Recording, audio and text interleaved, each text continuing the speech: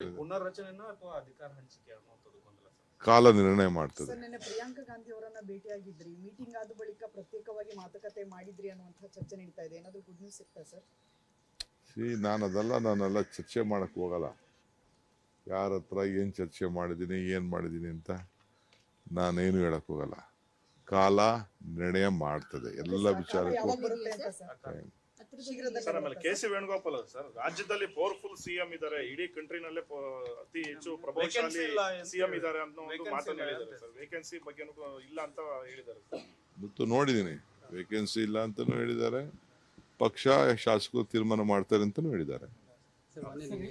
ಪುನರ್ರಚನೆನ ಅಥವಾ ಅಧಿಕಾರ ಹಂಚಿಕೆ ಅನ್ನುವಂಥದ್ದು ಗೊಂದಲ ಸರ್. ಕಾಲ ನಿರ್ಣಯ ಮಾಡ್ತದೆ. ಸರ್, ನಿನ್ನೆ ಪ್ರಿಯಾಂಕಾ ಗಾಂಧಿ ಅವರನ್ನ ಭೇಟಿಯಾಗಿದ್ರಿ, ಮೀಟಿಂಗ್ ಆದ ಬಳಿಕ ಪ್ರತ್ಯೇಕವಾಗಿ ಮಾತುಕತೆ ಮಾಡಿದ್ರಿ ಅನ್ನುವಂತಹ ಚರ್ಚೆ ನಡೀತಾ ಇದೆ. ಏನಾದರೂ ಗುಡ್ ನ್ಯೂಸ್ ಸಿಗ್ತಾ ಸರ್?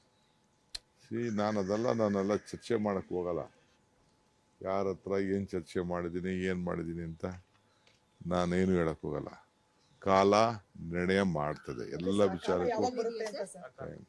ಶೀಘ್ರದಲ್ಲೇ ಸರ್, ಆಮೇಲೆ ಬರುತ್ತಾ ಕೆ ಸಿ ವೇಣುಗೋಪಾಲ್ ಸರ್, ರಾಜ್ಯದಲ್ಲಿ ಪವರ್ಫುಲ್ ಸಿಎಂ ಇದ್ದಾರೆ, ಇಡೀ ಕಂಟ್ರಿನಲ್ಲೇ ಅತಿ ಹೆಚ್ಚು ಪ್ರಭಾವಶಾಲಿ ಸಿಎಂ ಇದ್ದಾರೆ ಅನ್ನೋ ಒಂದು ಮಾತನ್ನು ಹೇಳಿದ್ದಾರೆ ಸರ್. ವೇಕೆನ್ಸಿ ಬಗ್ಗೆ ಇಲ್ಲ ಅಂತ ಹೇಳಿದ್ದಾರೆ ಸರ್.